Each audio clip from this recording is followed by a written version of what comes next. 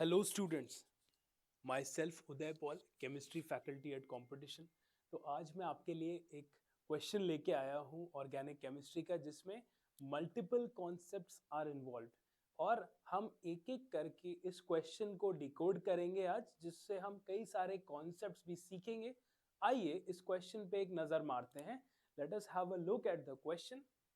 ये बोल रहा है ए कंपाउंड है, इसमें I2COH2 डाला, माइनस CH3 बना रहा है बी का ड्राई डिस्टिलेशन करा है, फिर से ए आ रहा है। ए में उसके बाद हमने डाला Br2 एंड CH3COH, दो इक्विवेलेंट सी आया। सी में हमने दो इक्विवेलेंट इस कंपाउंड के डाले, डी आया। डी में NaOET डाला, ई आ गया। ई के बाद फिर NaOET डाला, 1EQ, F आ गया। F का हाइड्रोलिसिस कराया, जी आया। जी में CH3MgI एक्सेस डाला है और H2O डाला है, H आ गया।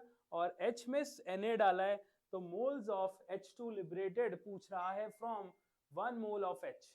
दूसरा F के लिए हिंट है रिलेटिवली स्टेबलर कंपाउंड बनाना है। तो ऐसी क्या पॉसिबिलिटीज है, चलिए शुरू करते हैं। You can note down the question या इसका स्क्रीनशॉट ले लें। एक एक करके हम इस क्वेश्चन के सारे कॉन्सेप्ट्स को डिकोड करेंगे। Let us start. पहला, ए से बी बनाते हैं हम। तो बच्चों, जब आप ए से बी बना रहे हो और आपने डाल दिया कैल्शियम हाइड्रोक्साइड CH3 और I2, अब वो खुद ही बोल रहा है कि CH3 निकल रहा है, that means it is iodoform test. तो अब यार आयोडोफॉर्म के लिए आप मोटा मोटा सोचो कि यार ऐसा होना चाहिए, या तो RC डबल बॉन्ड हो CH3, या इस टाइप का कुछ ग्रुप तो होना ही चाहिए। इस टाइप के आयोडोफॉर्म टेस्ट इन जनरल देते हैं। तो अगर हम स्टार्ट करें, मान लो इसकी बात करें, तो आप देखो इसका अगर हम CaOH2 डालें और I2 डाल रहे हैं, तो हमें पता है ये क्या बना लेगा, ये बना लेगा RC double bond O minus plus CH3, iodoform निकल जाएगा। पर क्योंकि कैल्शियम हाइड्रोक्साइड है, तो calcium salt of carboxylic acid will be obtained. इसका मतलब ये है कि आपको जो मिलेगा यहाँ पर, आपको कुछ ऐसा मिलना चाहिए, calcium salt of carboxylic acid should be obtained, ये बोलना चाह रहा है। ठीक है। अब आपसे वो अगला कह रहा है, आपसे अगला कह रहा है वो कि हमने इसका ड्राई डिस्टिलेशन किया।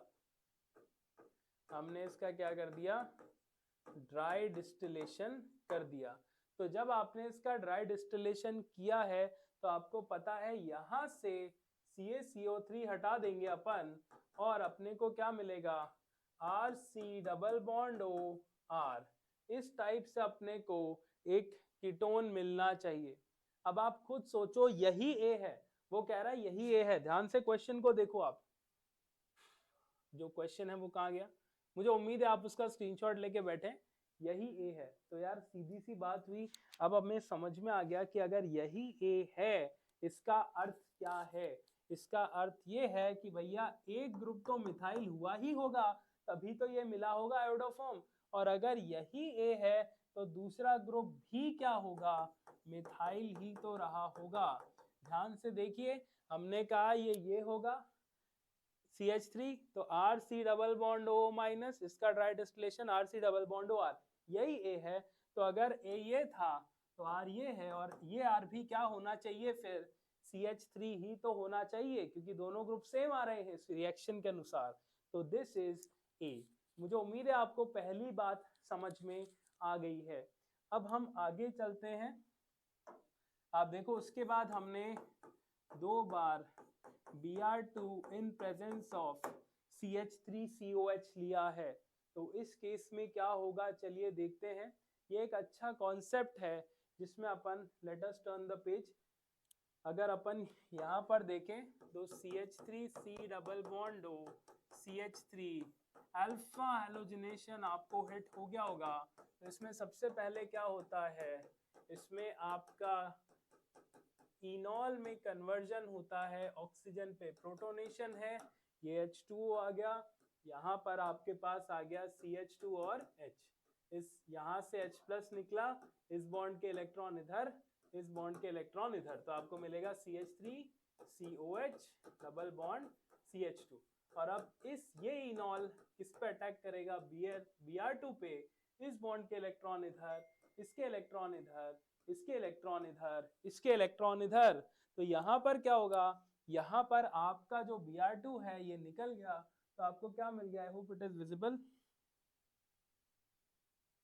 तो आपको इस केस में यहाँ मिल गया CH3 C double bond O CH2 Br, alpha halogenation.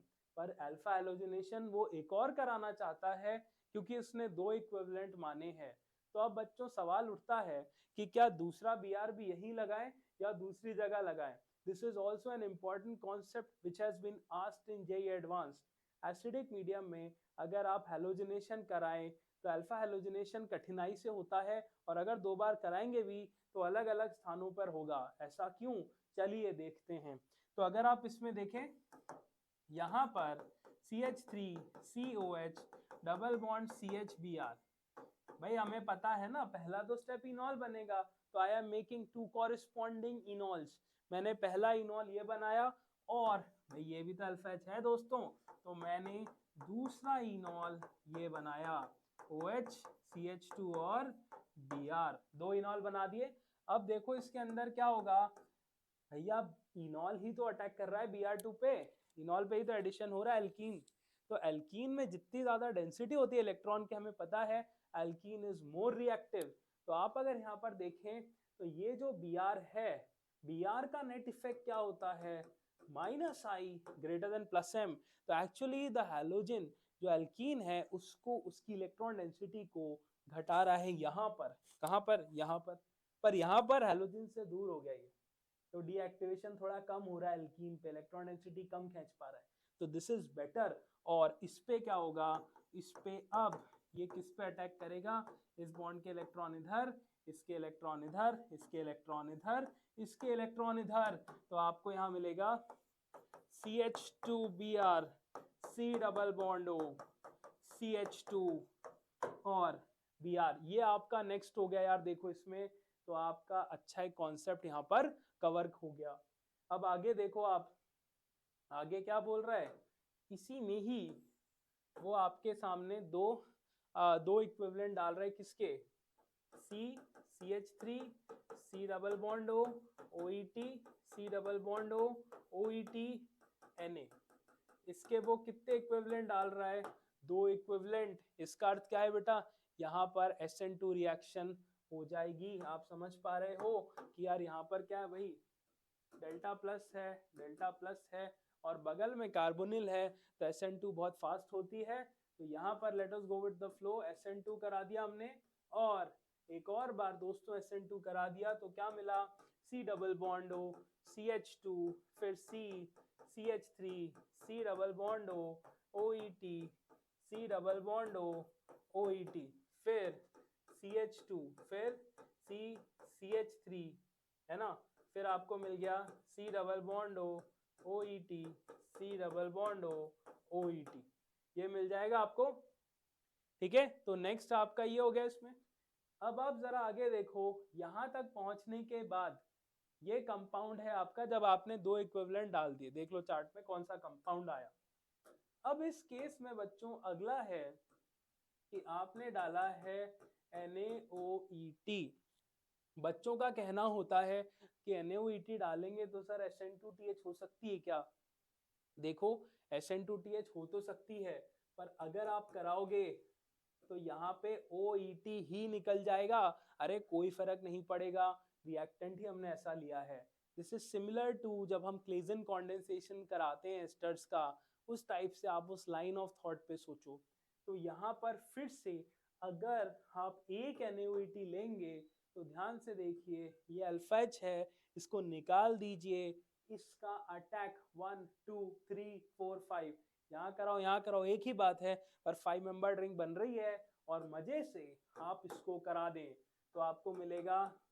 अब मैं आपके लिए पूरा डिटेल में कर रहा हूँ। C, यहाँ पर CH3 C double bond O OET C double bond O OET, और यहाँ पर CH2 CH3 C double bond O OET C double bond O और OET। बेटा मैंने माइनस निकाल दिया, 1 2 3 4 5, ये यहाँ पर मैंने पहुंचा दिया।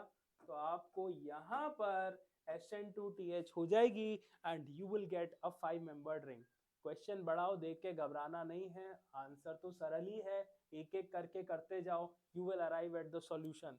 तो इसके बाद जब आप नेक्स्ट देखें तो आप एक सेकेंड, तो अब अपन इसको बना लेते हैं। ये आपके पास मैं थोड़ा बड़ा बना रहा हूं अपने लिए।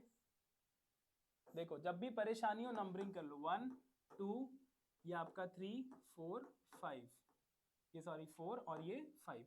तो 1 और 5 को जोड़ दो बेटा, 1 2 3 4 5, और ये जो 5 है इस पे क्या आ गया, ये आपका C डबल बॉन्ड O आ गया। 5 से जुड़ा था 4, 4 पे क्या क्या जुड़ा हुआ है बेटा, CH3 और C डबल बॉन्ड O और OET जुड़ा हुआ है यहाँ पर 4 से।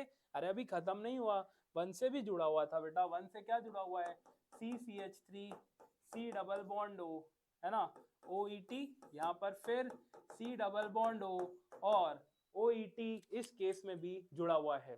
तो आप यहाँ पर देख पा रहे हो अपन ने कंडेंसेशन करके एक प्रोडक्ट बना दिया। पर अब वो आपसे कह रहा है कि एक और मोल लो, ध्यान से देखो, अब वो कह रहा है एक और मोल लो, और जो F है वो रिलेटिवली स्टेबलर है, उसने आपको हिंट दिया है। तो लेट अस चेक, अगर हम फिर से NaOET लेते हैं तो अब हमारे पास कई सारी पॉसिबिलिटीज हैं। लेट अस चेक, या तो आप देखो यहाँ का अल्फा एच निकल जाए और ये अटैक कर दे इस पे, स्टेबल देखूंगा मैं, 5 6 member rings are most stable, remember. तो 1 2 3 4 5, यहाँ से 1 2 3 4 5 बढ़िया है, पर 1 2 3 4 इधर से देखोगे तो 4 मेंबर्ड रिंग ही आएगी। तो एक है, अगर मैं इस पे माइनस लाके इधर अटैक करा दूं तो 1 2 3 4 5, 1 2 3 4, यहाँ 4 बनेगी, मुझे अच्छा नहीं लग रहा, कुछ और चेक करता हूँ, कुछ और चेक करता हूँ, तो मुझे ऐसा कुछ मिलेगा। अगर मैं यहाँ पे माइनस लूं, देखना जरा ध्यान से, अगर मैं यहाँ माइनस लाऊं, ये भी अल्फा एच निकाल के, और यहाँ अटैक कराऊं, तो 1 1 2 3 4 5, आराम से यहाँ 5 मेंबर्ड रिंग बनेगी, 1 2 3 4 5 6, यहाँ से 6 बनेगी। तो आप अगर करोगे तो यहाँ पे आराम से आपको बेटर प्रोडक्ट इधर मिलना चाहिए। तो अगर अपन यहाँ पर देखें तो अपन ने ये वाला जो है यहाँ से अल्फा एच निकाला और इसको किधर अटैक करा दिया, इसको अपन ने इधर अटैक करा दिया है। तो जब आप ऐसे करोगे तो आपको कुछ ऐसा मिलेगा।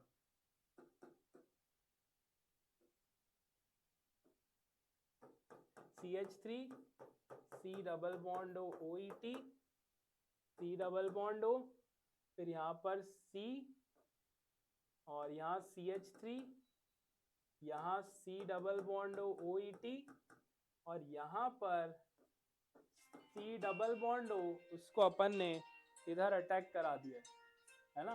तो जब आप यहाँ पर देखोगे तो इसने क्या करा है, इसने इस पे अटैक कर दिया, तो 1 2 3 4 5 आपको इस टाइप की एक रिंग मिल जाएगी। ठीक है, तो अब अपन यहाँ पर अगर देखें तो फिर अब इसको थोड़ा सा सही से बना लेते हैं। ये अपना आ गया, ये आपका फाइनल कंपाउंड होना चाहिए जो रिलेटिवली हायर प्रोपोर्शन में मिलेगा। तो 1 2 3 4 5। अब इसको अगर मैं कुछ इस तरह से बना लूं, देखना, मान लो मैं इसको कुछ ऐसा बनाता हूं, इसको थोड़ा सा सिंपल फॉर्म में बना ले, C double bond O C double bond O Me C double bond O OET, यहाँ पर फिर आपका C Me C double bond O OET, फिर यहाँ पर वापस C डबल बॉन्ड O, और ये यहाँ पर जुड़ गया है इस साइड। ठीक है, तो अब अगर अपन इसको और बनाते हैं तो 1 2 3 4 5 6, ये देखो आप 1 2 3 4 5 6, तो मैं आपके लिए बना देता हूं इसको।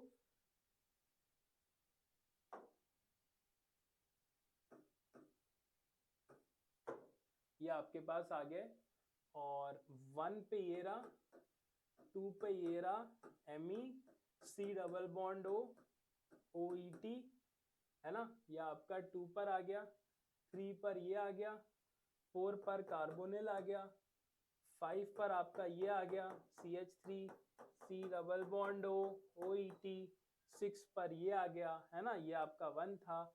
और किस किस के बीच में बॉन्डिंग अपन को करनी है, देखिए 3 और 6 के बीच में क्या है, अपन ने ये बना लिया, 3 और 6 के बीच में पीछे वाला कार्बोनिल बैठा हुआ है, ये बना लिया अपन ने इसको।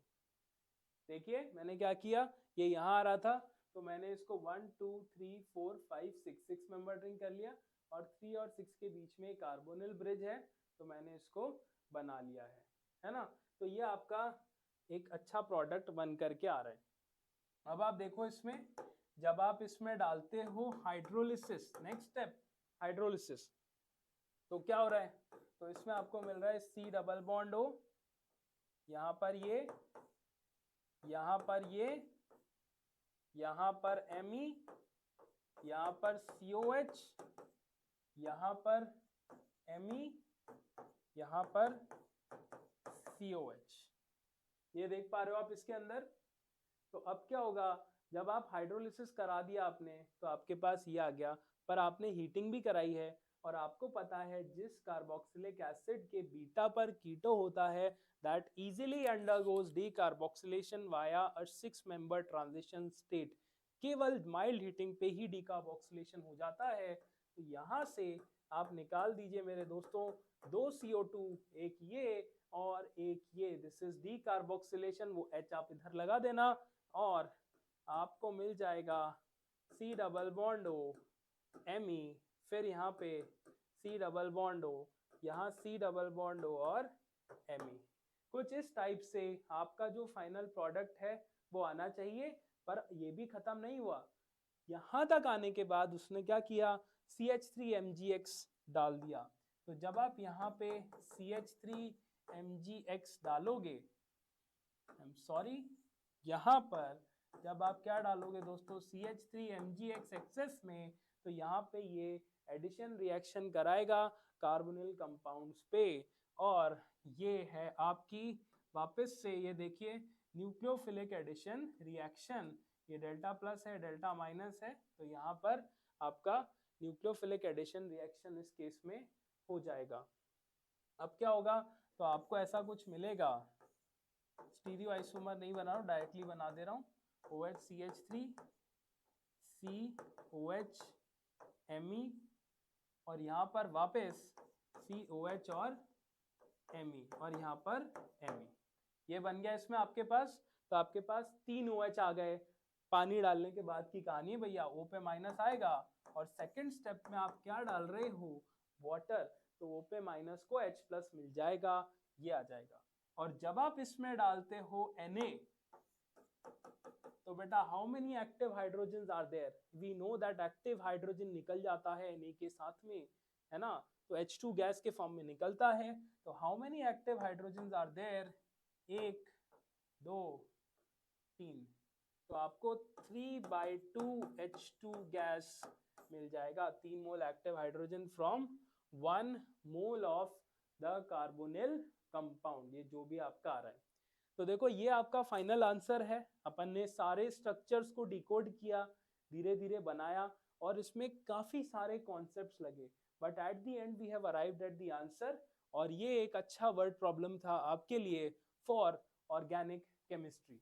सो हेलो स्टूडेंट्स, हम एक और वीडियो देख रहे हैं फिजिकल केमिस्ट्री का, और फिजिकल केमिस्ट्री के इस वीडियो में हम 2 कॉन्सेप्ट्स देखेंगे, एक एटॉमिक स्ट्रक्चर में फोटो इलेक्ट्रिक इफेक्ट, और दूसरा इलेक्ट्रोकेमिस्ट्री। इन दोनों को मिक्स करके क्वेश्चन आया हुआ है, मेंस का सवाल है, और क्लास में काफ़ी बच्चे मुझसे डाउट पूछते हैं, तो मैंने कहा एक बार आपको भी अपन इसकी बात कर लेते हैं, let us discuss it now. ये क्वेश्चन आपके सामने है, बोल रहा है the photo electric current from Na work function W0 is 2.3 electron volt, is stopped by the output voltage of the cell this, ये सेल आपको दे रखा है। अब आपसे कह रहा है the pH of aqueous HCl required to stop the photoelectric current from K, all other conditions remaining the same is इतना। तो let us start with some concepts। तो देखो जब बेटा अपन फोटो इलेक्ट्रिक इफेक्ट की बात करते हैं, तो इस तरीके से अपन सोचेंगे, ये आपकी है मेटल प्लेट, ये मेटल प्लेट है, ये आपका कलेक्टर है, यहाँ से हम फोटॉन्स डालते हैं और यहाँ पर हम एक बैटरी लगा के चलते हैं। तो अब देखिए इसके अंदर क्या होता है, यहाँ से कुछ करंट फ्लो करता है जो हम एमीटर से नाप लेते हैं, और ये होता क्या है, बेसिकली फोटो इलेक्ट्रिक करंट होता है ये। तो होता क्या है, जब हम इसमें फोटॉन्स डालते हैं, let the work function of the metal is W0, तो energy of photon minus W0 minus work function should be equal to kinetic energy of the photo electron maximum possible. भाई ये मैक्सिमम पॉसिबल काइनेटिक एनर्जी है, क्योंकि कुछ photons की, कुछ जो electrons हैं उनकी एनर्जी का लॉस भी हो जाता है। क्यों हो जाता है? क्योंकि वो अंदर ही अंदर लैटिस कोलिजन हो जाते हैं। जैसे मान लो वर्क फंक्शन है 5, फोटोन की एनर्जी दे दी 6, तो इलेक्ट्रॉन बच्चे कहते हैं 1 इलेक्ट्रॉन वोल्ट से बाहर आना चाहिए। हाँ, मोस्टली 1 इलेक्ट्रॉन वोल्ट से बाहर ही आता है, पर कई जो फोटो इलेक्ट्रॉन्स एमिट होते हैं उनकी एनर्जी 1 इलेक्ट्रॉन वोल्ट से थोड़ी कम भी होती है, क्योंकि जब वो निकल रहे होते हैं तो मेटालिक लैटिस में कुछ कोलिजन्स हो जाते हैं, उससे उनकी एनर्जी 1 इलेक्ट्रॉन वोल्ट से कम भी होती है जब वो मेटल को एग्जिट करते हैं। तो हम जो ये इक्वेशन लिखते हैं, दिस इज मैक्सिमम पॉसिबल के of ejected photo electron, energy of incident photon minus work function equal to ke of ejected photo electron maximum possible। ठीक है, अब यहां पर क्या होता है, हम अगर देखें स्टॉपिंग पोटेंशियल का कॉन्सेप्ट देखते हैं।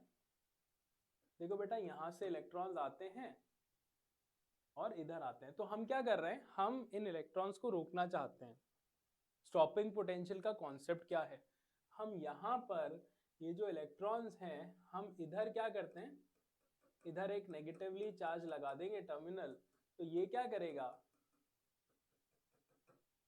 यहां पर हम ऐसा पोटेंशियल डिफरेंस लगा दें जो कि इस प्लेट के रिस्पेक्ट में यहाँ पे थोड़ा नेगेटिव पोटेंशियल हो, और हम क्या करते हैं, यहाँ पोटेंशियल डिफरेंस बढ़ाते जाते हैं, और एक टाइम आता है when the photo electric current drops to क्या, ड्रॉप्स टू 0।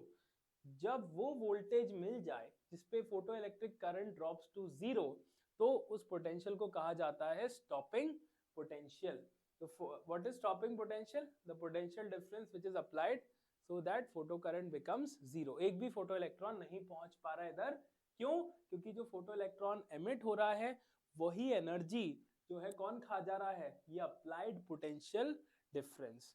तो अगर हम बात करें स्टॉपिंग पोटेंशियल की कंडीशन की, अगर हम बात करें किसकी, स्टॉपिंग पोटेंशियल की कंडीशन की, तो इसका मतलब जो मैक्सिमम पॉसिबल काइनेटिक एनर्जी है किसकी, of photo electron, should be equal to energy loss या energy consumed by the electron while moving from here to here. और जब अपन जानते हैं एक चार्ज पोटेंशियल V के अक्रॉस मूव कर रहा है, तो उसका लॉस इन एनर्जी, क्योंकि देखो यहाँ मैंने नेगेटिव डाल दिया, ये नेगेटिव है, तो लॉस इन एनर्जी कितना होगा, Q into V, where V is the applied potential difference। तो यहाँ पर kinetic energy of photo electron E photon minus work function should be equal to E into energy of electronic charge into the stopping potential, जिसको मैंने बोल दिया V या X मान लो, अब जो भी मानना चाहते हो उसको मान लो, where X is the stopping potential. सीधा सीधा ये इक्वेशन हमारे पास निकल करके आ जाता है। अब देखो इसमें अगली चीज क्या होगी, यहां पर अगर हम आगे देखें तो ये स्टॉपिंग पोटेंशियल किसने दिया है, हमारे दिए सेल ने। तो आप देखो यहां पर जो आपका सेल है PtH2 HCl AgCl Ag, है ना, तो आपका जो सेल है वो ये है Pt H2 gas, HCl aqueous, AgCl solid, Ag। ये सेल जो EMF जनरेट करेगा वो स्टॉपिंग पोटेंशियल के बराबर है, ये कहना चाह रहा है वो। तो सबसे पहले हम देखें, अगर बेटा यहाँ पे एनर्जी ऑफ फोटोन आपको नहीं पता पर इसका वर्क फंक्शन पता है और आपको इसका pH 1 पता है, आपको इसका ई नॉट पता है ना। तो आप अब क्या करोगे इसमें, सबसे पहले आप यही करोगे, energy of photon minus 2.3 electron volt, the work function should be equal to what? E into E should be equal to E into E, जहां E क्या है, EMF of the cell, this galvanic cell। अब यहाँ पर अगर मैं बात करूं एनर्जी ऑफ फोटोन भी मैं इलेक्ट्रॉन वोल्ट में ले लेता हूं, ठीक है।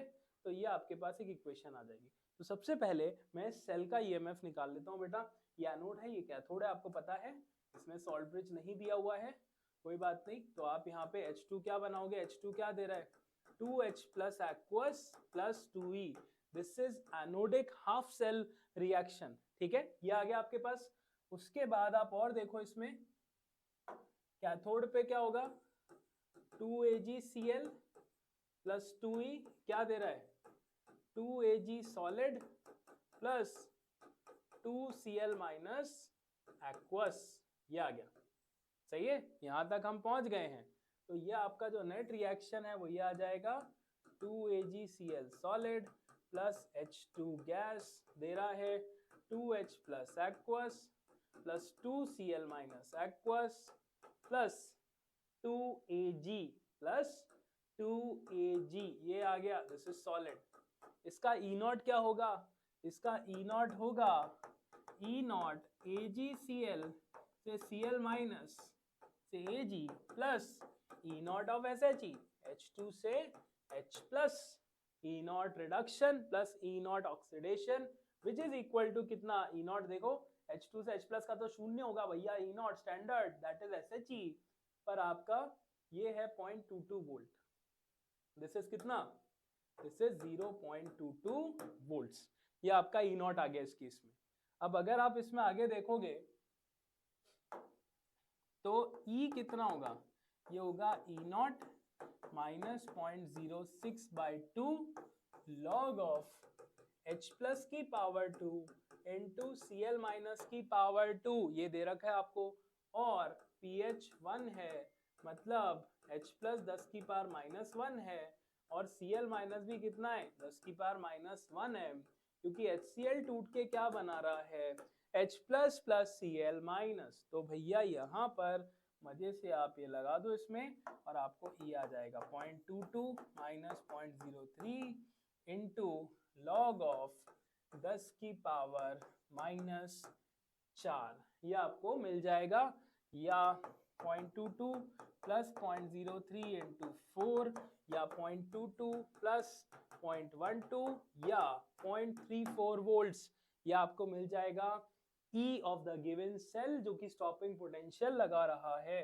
तो अब बेटा इससे क्या निकाल लोगे आप, energy of photon, energy of photon minus 2.3 electron volt should be equal to 0.34 electron volt, या एनर्जी ऑफ फोटोन आ जाएगा आपके पास कितना, 2.64 इलेक्ट्रॉन वोल्ट्स।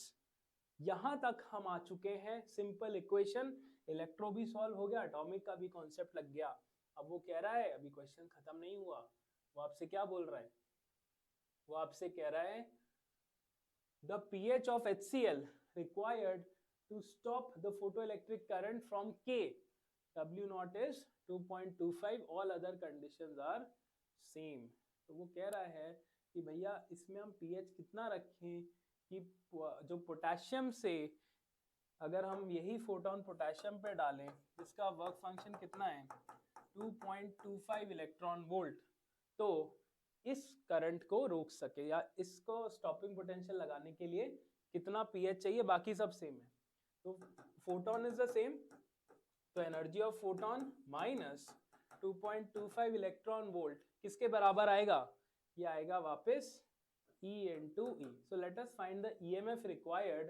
पहले आप इसमें एनर्जी ऑफ फोटोन निकाल लो बेटा, कितना आ गया था 2.64, है ना। तो ये आप डाल दो 2.64 electron volt minus 2.25 electron volt, तो आपके पास आ गया 0.39 इलेक्ट्रॉन वोल्ट, ये टर्म आ गया, है ना।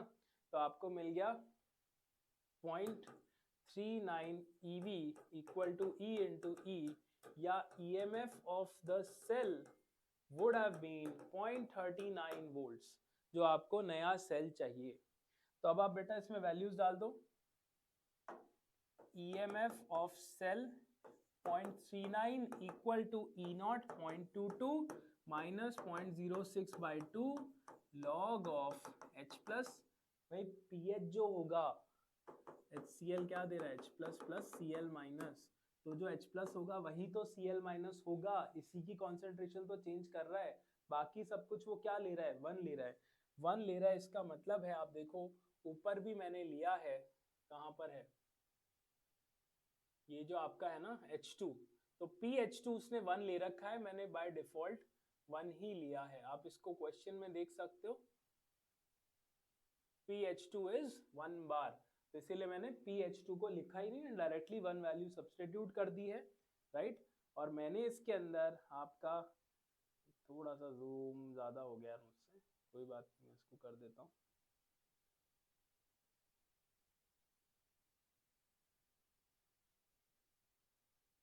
तो आपको इस केस में मिल जाएगा log ऑफ H प्लस का स्क्वायर इंटू Cl माइनस का स्क्वायर अपॉन PH2, जो कि 1 है तो मैं लिख ही नहीं रहा हूँ, ठीक है।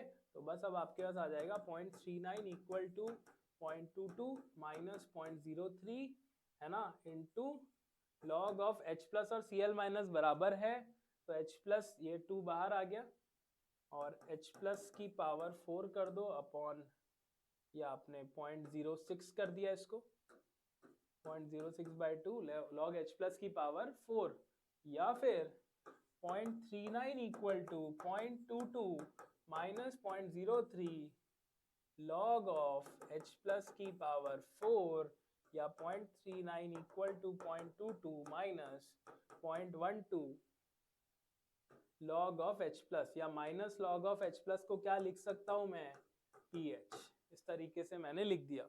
और अब आप इसको सॉल्व करोगे तो आपको मिल जाएगा 0.39 माइनस 0.22, ये आ गया 0.17 इक्वल टू 0.12 इंटू PH, या PH आ जाएगा 0.17 बटे 0.12 या 17/12। ये आपका वो pH होगा जिस पर जो पोटेशियम से फोटोकेमिकल जो आपका फोटो करंट है वो 0 हो जाएगा।